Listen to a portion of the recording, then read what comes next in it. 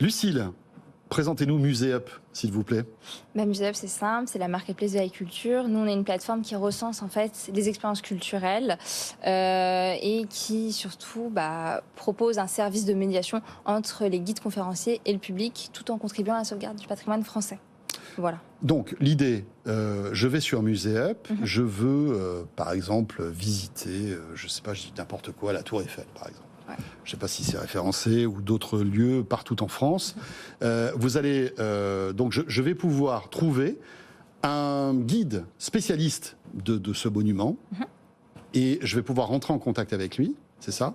Tout à fait. Et après se rencontrer pour qu'on puisse effectuer la visite avec lui. Effectivement, et c'est ça, échanger. Nous, on a des prestataires, donc des guides, qui déposent leurs offres sur la plateforme. Et justement, à partir de ce moment-là, on les vérifie, on les atteste, on les modère aussi, on les rend un peu plus, des fois, un peu plus glamour. C'est aussi notre rôle. Oui, vous enrobez, enfin exactement. voilà, il faut que ce soit joli. C'est ça, tout à fait.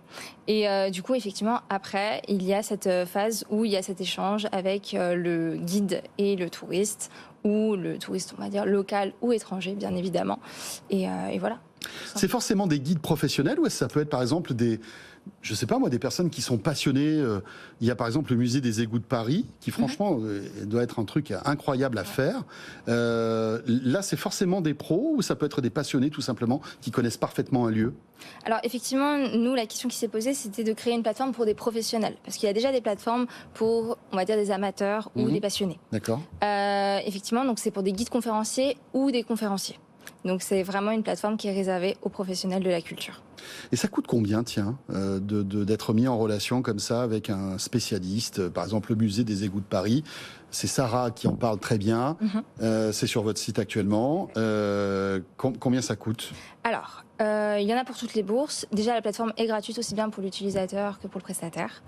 Et au-delà de tout ça, ça peut aller de 10 €, un peu moins parfois. Ça dépend aussi des régions, parce qu'on a ouvert à toutes les régions de France. Mais ça peut être aussi des visites privées, donc des visites privées sur mesure aussi. Un petit peu plus élevé. Et là, c'est un peu plus onéreux, on va dire. Très bien. Et on peut donc, si on privatise, ça peut être par exemple que notre famille qui va visiter un lieu ou un groupe d'amis, un groupe d'anniversaire, ce genre de choses. Voilà. D'accord. Vous dites que la mise en relation est gratuite et que le guide ne paie rien, mais quel est votre modèle économique? Alors, le modèle économique, effectivement, c'est sur chaque prestation vendue, nous on prend une commission. Ah d'accord, ok. Voilà. Donc la mise en relation, elle est gratuite. Ouais, c'est ça. Mais après, vous prenez un pourcentage. Bien sûr.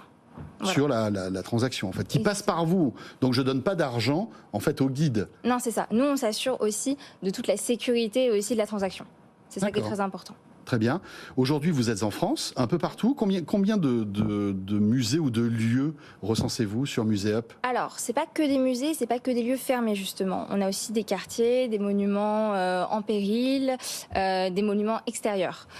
Donc, on a surtout, alors, les lieux en tant que tels, je pourrais pas vous dire, mais on a une croissance, effectivement, d'annonces qui a été assez importante, à plus de 2 chiffres. Donc là, on a été très contents, on s'attendait pas à autant.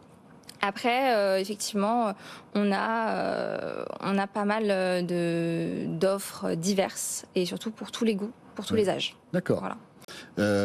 Est-ce qu'on peut imaginer que ce service puisse s'exporter à d'autres pays? Est-ce que vous y pensez aujourd'hui ou c'est un peu trop tôt? Alors, aujourd'hui, c'est peut-être un peu trop tôt, mais bien évidemment, à partir du moment où on a cette identité culturelle qui est très forte. Je pense à des pays voisins comme la Belgique ou l'Italie. Donc, à partir de ce moment-là, effectivement, quand on aura réussi à conquérir un petit peu le territoire français, ce sera avec grand plaisir qu'on s'exportera à l'étranger. Vous en êtes où aujourd'hui? Le service est pleinement opérationnel. Vous avez des retours? Vous avez combien de clients, par exemple? Effectivement, le service est totalement opérationnel. On n'a pas fait le lancement officiel et c'est ça qui nous a fait plaisir, c'est que même sans avoir fait le lancement officiel et de communication officielle, on a eu de la clientèle. Aujourd'hui, c'est pas notre indicateur principal qu'on suit. Nous, on cherche vraiment à travailler avec les guides, avec les CRT, avec les offices du tourisme et les institutions. Donc passer un maximum de partenariats. Exactement, pour pouvoir après proposer une offre très qualitative et très complète auprès de tous les Français et les touristes étrangers. Voilà.